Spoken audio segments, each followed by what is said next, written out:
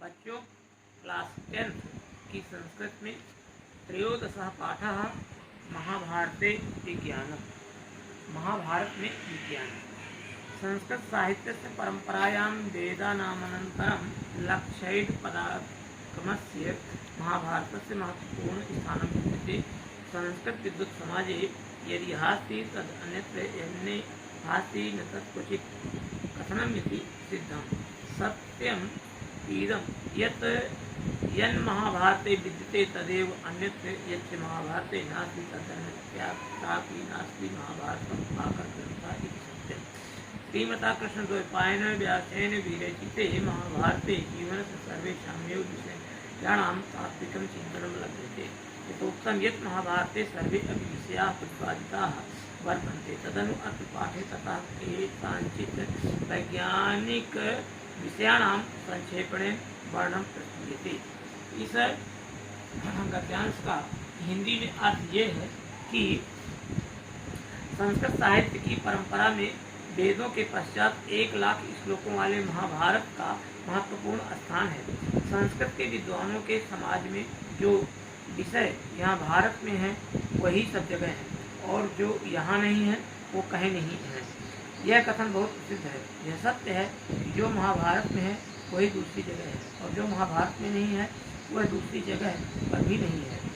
महाभारत आकर यानी खान ग्रंथ है। यह सत्य है। श्रीमान कृष्णद्वैपायन व्यास के द्वारा रचे गए महाभारत में जीवन के सभी विषयों का तात्विक चिंतन पाया जाता है। जैसा कि कहा गया है कि महाभारत में सभी विषय प्रतिपादित हैं, उसके अनुसार इस पाठ में कुछ वैज्ञानिक विषयों का संक्षेप में वर्णन प्रस्तुत किया जा रहा है। भारतीय सनातन वैदिक संस्कृते परिचायकः आकर ग्रन्थः श्रीमन्महाभारतं यस्यं प्रणयनं भगवता वेदव्यासेन लोकोपकाराय कृतम् अस्ति। एतस्य महता विषये सत्यमेव कृष्णद्वैपायनो मुनिः प्रकाशयति। धर्मे चार्थे च कामे च मोक्षे च भर्तर्षभ यदि हास्ति तदन्यत्र यन्नेन हास्ति न तत् क्वचित्। महाभारतं न केवलं विश्वकोशत्वेन विद्यते अपि तत्र पुराणे इतिहासीदानां वैज्ञानिकदृष्ट्या भौतिकशास्त्रं खगोलशास्त्रं कृषिजलबन्ध जलसेचनादि व्यवस्था रसायनशास्त्र वैदिकशास्त्र लौहशास्त्र वस्त्र निर्माण शस्त्रास्त्र निर्माण संचालन विधि इत्यादयः बहवः विषयाः ज्ञान विज्ञानोपेताः वर्णिताः सन्ति। तेषु केचन विषयाः अत्र उदाह्रियन्ते। इस गद्यांश का हिंदी में अर्थ ये है कि भारतीय सनातन वैदिक संस्कृति का परिचायक और खान अर्थात ग्रंथ श्रीमद् महाभारत है, जिसकी रचना भगवान वेदव्यास ने संसार के उपकार के लिए की है। इसकी सर्वश्रेष्ठता के विषय में स्वयं कृष्णद्वैपायन अर्थात व्यास जी ने मुनि प्रकाशित करते हैं अथवा बताते हैं।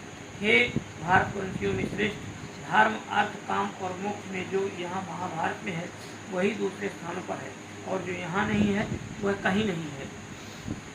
महाभारत न केवल विश्वकोश के रूप में है बल्कि इसमें पुराण इतिहास आदि का वैज्ञानिक दृष्टि से भौतिक शास्त्र खगोल शास्त्र कृषि पानी के बांध सिंचाई आदि की व्यवस्था रसायन शास्त्र चिकित्सा शास्त्र धातु शास्त्र वस्त्र निर्माण शास्त्रों का निर्माण एवं चलाने की विधि इत्यादि बहुत से विषय ज्ञान विज्ञान सहित वर्णन किए गए हैं। उनमें से कुछ विषय यहाँ उदाहरण के लिए दिए जा रहे हैं। भौतिक शास्त्रं वस्तूनां अन्य सापेक्षं चलनम् इत्येषः विचारः भौतिक शास्त्रे अपि प्रसिद्धः। महत् आश्चर्यस्य विषयो अयम् अस्ति यत् इमं मतं भगवान् बादरायणः संस्थापयति। महाभारते चलं यथा दृष्टिपथं परयति सूक्ष्मं महद्रूपम् इव अभिभाति स्वरूपम् आलोच्यते च रूपं परं यथा बुद्धिपथं परयति। अस्य पदस्य प्रथमे पादे तेन स एव विचारः प्रकटितः अस्ति। अत्रैव अन्यो अपि द्वौ भौतिकशास्त्रसम्बन्धौ विचारो कथितो स्तः। तौ च काचकेन दर्शनेन सूक्ष्मम् अपि वस्तु बृहद् इव भासते इति। स्वच्छे दर्पणे वस्तुनः रूपस्य तादृशमेव प्रतिबिम्बं दृश्यते इति च। इस गद्यांश का हिंदी में अर्थ यह है कि वस्तुओं का दूसरे पर निर्भर होकर चलना, यह विचार भौतिक शास्त्र में बहुत प्रसिद्ध है। बड़े आश्चर्य का विषय यह है कि इस सिद्धांत को महाभारत में भगवान बादरायण स्थापित करते हैं।